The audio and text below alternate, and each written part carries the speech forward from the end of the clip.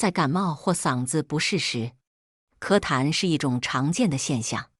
有时我们会遇到痰咳不出来的情况，这时会感到非常难受。大部分人会努力咳痰，将痰吐出，以缓解这种不适。也有一部分人会选择将痰咽下去，这可能会让人觉得有些恶心。也有人会好奇，咽下去的痰是否会对身体造成伤害呢？痰主要是由呼吸道的分泌物和吸入的外部颗粒物组成的。呼吸道中的黏膜会产生粘液，这些粘液可以粘附空气中的细菌、病毒和其他颗粒物。当这些物质被呼吸道黏膜的纤毛向上移动时，就会形成痰。痰的成分很复杂，除了粘液和颗粒物外，还有死去的白细胞、炎症细胞和细菌等。当呼吸道受到感染或刺激时，痰的分泌量会增加，同时痰的颜色、质地和气味也会发生变化。痰的颜色可以反映出呼吸道的状况，例如黄色的痰可能表明存在细菌感染，而绿色的痰可能是由于铜绿假单胞菌感染引起的。如果痰中带有血液，可能是由于呼吸道黏膜受损或肺癌等疾病引起的。对于健康的人来说，痰的分泌量很少，而且会被正常的排出体外。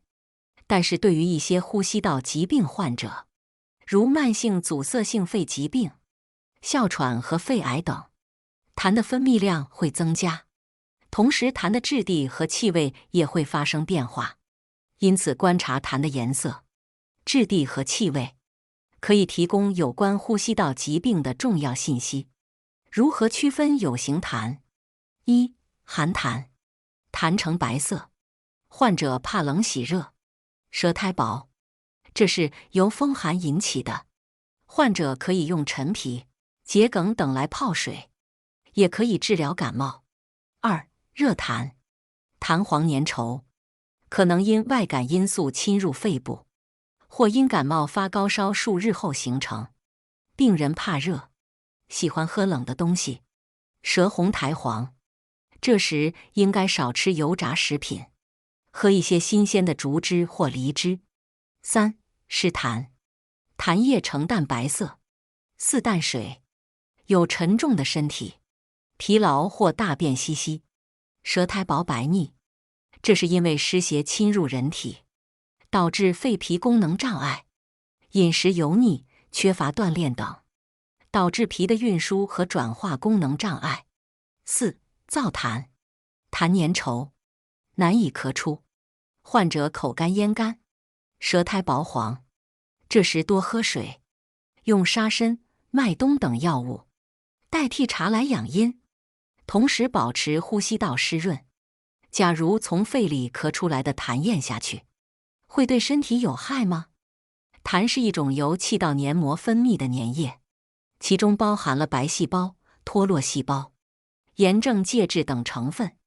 通常情况下，痰液的体积较小，不会对身体造成明显的危害。然而，如果痰液中含有大量的细菌、病毒或其他病原体，那么将其吞咽下去，可能会引起消化道感染，例如胃肠炎等疾病。此外，痰液中的炎症介质也可能会引起胃部不适、恶心等症状。咳出的痰再吞下去，就是来自于呼吸道的痰。痰中含有感染的细菌、病毒以及其他病原体，病原体重新进入消化道。如果患者机体抵抗力低，可能重新感染引起消化道的疾病，例如最常见的肺结核。感染肺结核时，吐出大量含有结核菌的痰，如果又重新吞下去，可能引起肠结核。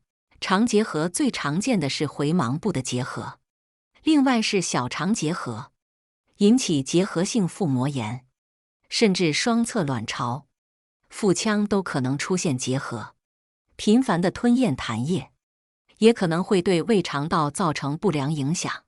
因此，我们应该养成良好的卫生习惯，避免将痰液吞咽下去，以保持身体健康。痰多应该如何调理？多喝4水，清咽利喉，缓解咳嗽。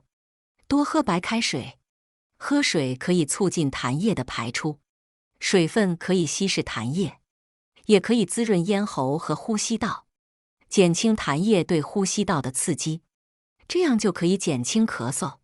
所以，患者平时一定要多喝温开水，不要喝含糖的饮料，否则就会加重痰多的现象。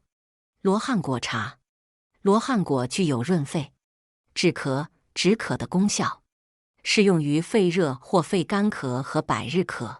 最方便的方法是直接浸泡水，用开水冲泡适量的罗汉果茶，稍微冷却后再喝，味道甜美，香气扑鼻。